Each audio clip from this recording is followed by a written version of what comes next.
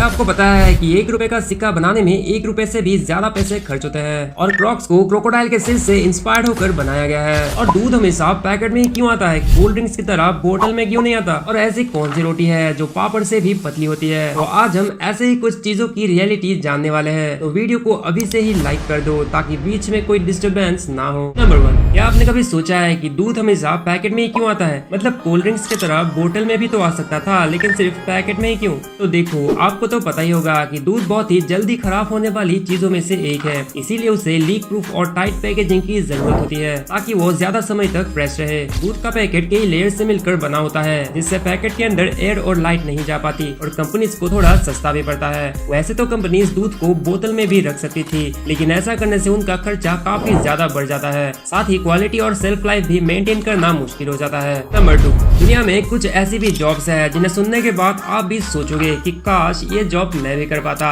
पहले बात करते हैं वीडियो गेम टेस्टर की।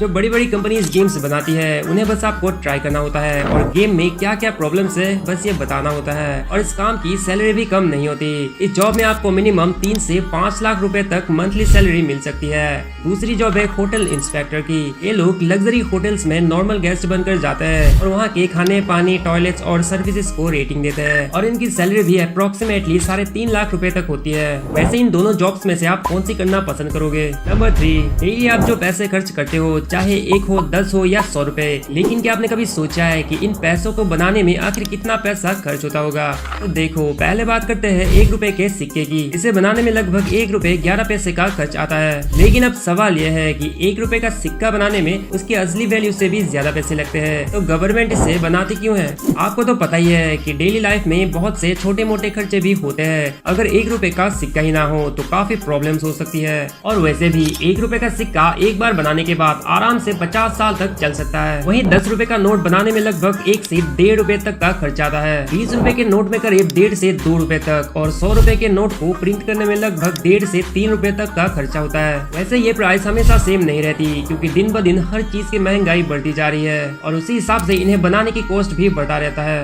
नंबर 4, अब देखो इस रोटी को। भाई ये रोटी है या मिठाई वो तो मुझे नहीं पता, लेकिन जब ये बनती है ना तो देखने में काफी अमेजिंग लगती है। ये है आंध्र प्रदेश की फेमस पुठारेगलू। इसे बनाने के लिए एक मिट्टी के पॉट के ऊपर चावल की बहुत ही पतली सी लेयर एक कपड़े की हेल्प से लगाई जाती है और ये कुछ ही देर में पक जाती है। उसके बाद इसके ऊपर गुड़, चीनी, ड्राई फ्रूट जैसे इंग्रेडिएंट्स डालकर इसे फोल्ड कर दिया जाता है और फिर बनकर रेडी हो जाता है डिलीशियस पुठारेगलू। नंबर 5, आपके पास भी एक ना एक क्रॉक्स तो जरूर होगा जो अच्छे ग्रिप, कंफर्टेबल हील स्ट्रैप और इजी टू क्लीन डिजाइन की वजह से बहुत से लोग इसे पहनना पसंद करते हैं। अब सुनो इसकी असली कहानी। इसकी शुरुआत 2002 में हुई थी, जब 3 कॉलेज फ्रेंड्स ने मिलकर फॉर्म मटेरियल का यूज करके क्रॉक्स को बनाया। इसका डिजाइन देखने में काफी हद तक क्रोकोडाइल के सिर जैसा लगता है, लेकिन सिर्फ इसका अपीयरेंस ही सिमिलर नहीं था, बल्कि इसका कॉन्सेप्ट भी क्रोकोडाइल से इंस्पायर्ड था। जैसे क्रोकोडाइल पानी और जमीन दोनों जगह आसानी से चल सकता है, वैसे ही क्रॉक्स को भी इसी तरह डिजाइन किया गया था कि उसे पानी और जमीन दोनों पर कंफर्टेबली पहना जा सके। वैसे तो क्रॉक्स को ओरिजिनली बोटिंग और वाटर एक्टिविटीज के लिए बनाया गया था, लेकिन लोगों ने इसे इतना पसंद किया कि आज हर घर में एक ना एक क्रॉक्स देखने को मिल ही जाता है।